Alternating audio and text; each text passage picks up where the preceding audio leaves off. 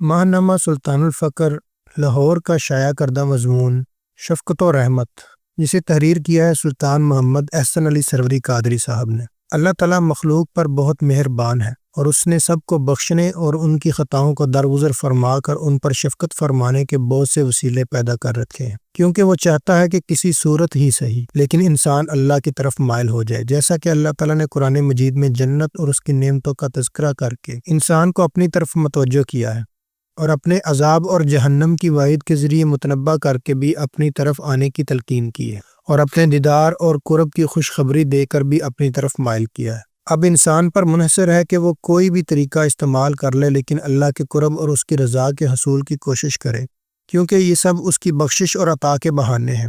انسان خطاؤں کا پتلا ہے اور برائی کی طرف مائل بھی جلد ہو جاتا ہے، لیکن احساس ہونے پر اللہ تعالیٰ کی طرف رجوع کرتا ہے اور توبہ کرتے ہوئے اپنی خطاؤں پر معافی کا طلبگار ہوتا ہے۔ اللہ تعالیٰ کی ذات بہت ہی شفیق و مہربان ہے، اس لیے وہ سب کو معاف فرما دیتا ہے، چاہے کوئی دیر سے اس کی طرف رجوع کرے یا جلد۔ توبہ کا دروازہ بہرحال کھلا ہوا ہے۔ ابن ماجہ کی حدیث نمبر 4070 ہے۔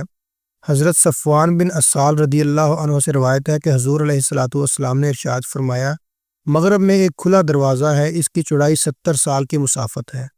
یہ دروازہ توبہ کے لیے ہمیشہ کھلا رہے گا جب تک سورج ادھر سے نہ نکلے۔ جب سورج ادھر سے نکلے گا تو اس وقت کسی شخص کا جو اس سے پہلے ایمان نہ لایا ہو یا ایمان لا کر کوئی نیکی نہ کما لی ہو، اس کا ایمان لانا کسی کام نہ آئے گا۔ ابو داؤد کی حدیث نمبر 4689 ہے اور مسند احمد کی حدیث نمبر 6644 ہے، اور ان دونوں احادیث کے راوی سیدنا ابو ہریرہ رضی اللہ عنہ ہے۔ سیدنا ابو ہریرہ رضی اللہ عنہ سے روایت ہے کہ نبی کریم صلی اللہ علیہ وآلہ وسلم نے فرمایا، زانی زنا کے وقت مومن نہیں رہتا، چور چوری کے وقت مومن نہیں رہتا، شرابی شراب پیتے وقت مومن نہیں رہتا، لیکن توبہ کا دروازہ اس کے بعد بھی کھلا ہے۔ فقیر کامل چونکہ اللہ تعالیٰ کی ذات میں فنا ہو چکا ہوتا ہے، اس لیے اللہ تعالیٰ کی تمام صفات کا مظہر ہوتا ہے۔ اللہ تعالیٰ کی لا تعداد صفات میں سے عفو اور درگزر کی صفت بہت اہم ہے، جس کے ذریعے اللہ تعالیٰ انسانوں کی غلطیوں، خطاؤں اور گناہوں سے درگزر فرماتا ہے اور اپنی صفت رؤوف اور صفت رحیم کے تصرف سے مخلوق پر شفقت اور رحم فرماتا ہے۔ فقیر کامل بذات خود اللہ تعالیٰ کی رحمت اور کرم کی ایک صورت ہے جسے اللہ تعالیٰ اپنی مخلوق پر شفقت اور رحمت کے واسطے مقرر فرماتا ہے، جیسا کہ اللہ تعالیٰ نے اپنے محبوب حضور علیہ الصلوۃ والسلام کو تمام جہانوں کے لیے رحمت بنا کر بھیجا۔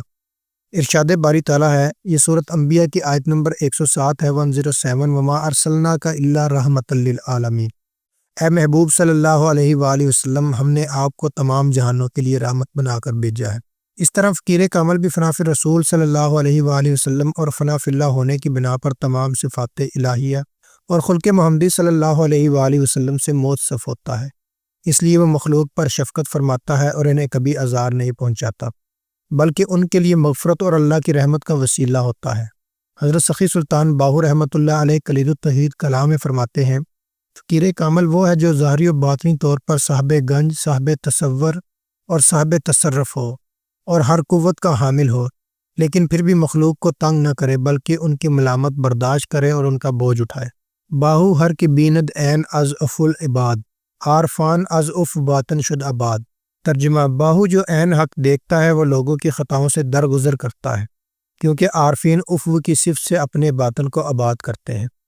سیدنا غوث العظم حضرت شیخ عبد القادر جیلانی رضی اللہ عنہ الرسالۃ الغوثیہ میں لکھتے ہیں کہ اللہ تعالیٰ نے ان سے فرمایا، یا غوث العظم طوبی لک ان کنت رؤوفا علی بریتی ثم توبہ لک ان کنت غفورا لبریتی۔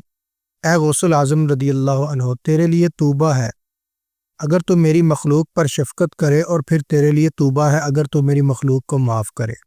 توبہ سے مراد ہر طرح کی خوشحالی، عیش و عشرت اور خوشی ہے۔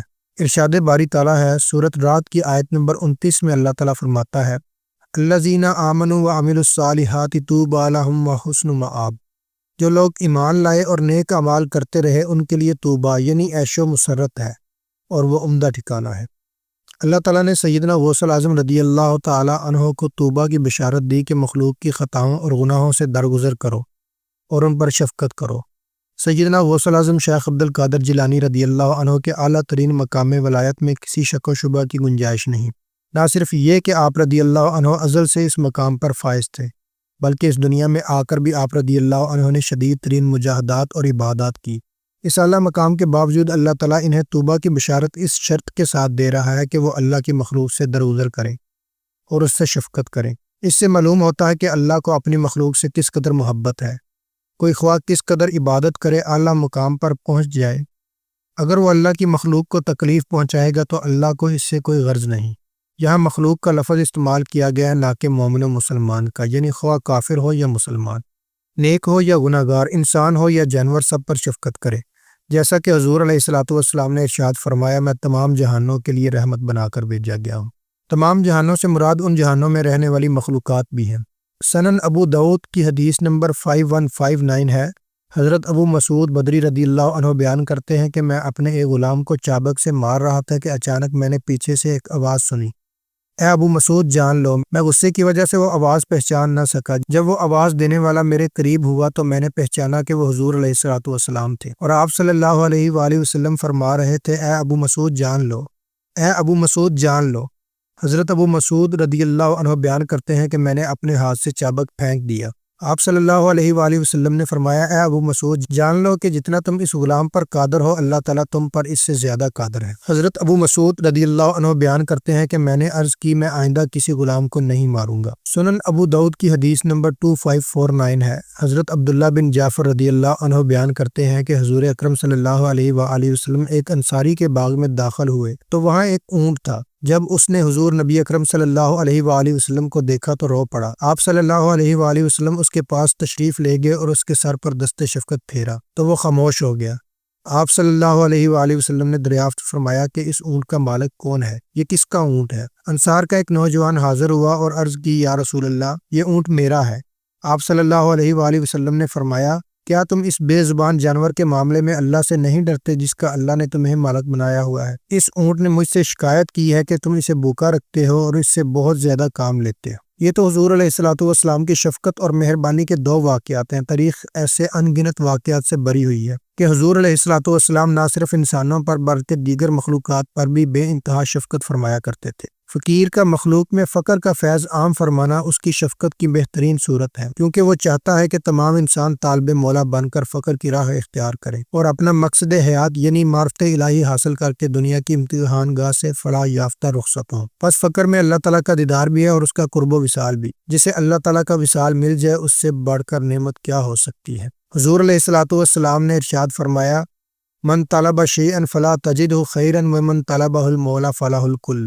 جو شخص کسی شے کی طلب کرتا ہے وہ اس میں کبھی بھلائی نہیں پاتا، جو شخص اللہ کی طلب کرتا ہے اس کے لیے سب کچھ ہے۔ دور حاضر میں فقر کا فیض عام فرمانے والی وہ واحد ہستی سلطان الفقر افطم سلطان العاشقین حضرت سخی سلطان محمد نجیب الرحمن مجزل اللہ الاقدس ہے۔ آپ نے فقر کا فیض دنیا بھر میں عام فرما دیا ہے۔ آپ کی خانقاہ سلطان العاشقین کے دروازے رنگ و نسل، ذات پات اور مذہب و ملت سے بالا تر ہر خاص و عام مرد و خواتین کے لیے کھلے ہیں۔ آپ مجزل اللہ الاقدس بیت اور بغیر بیت کے اسم اعظم، اسم اللہ ذات کا تصور، سلطان الاسکار حور اور اس میں محمد صلی اللہ علیہ وآلہ وسلم کی لازوال نعمت سے نواز کر طالبان مولا کا تزکیہ نفس، تصفیہ قلب اور تجلی روح جیسے مراتب سے گزارتے ہیں، جس کا مقصد طالبان حق کو باطن کے اعلیٰ ترین مقام یعنی دیدار الہی اور مجلس محمدی صلی اللہ علیہ وآلہ وسلم کے حصول کے قابل بنانا ہے۔ اللہ پاک سے دعا ہے کہ وقت کے ولی کامل سلطان العاشقین مجزل اللہ الاقدس کی زیر سرپرستی ہم سب کو اپنی کامل ترین معرفت عطا فرمائے، آمین۔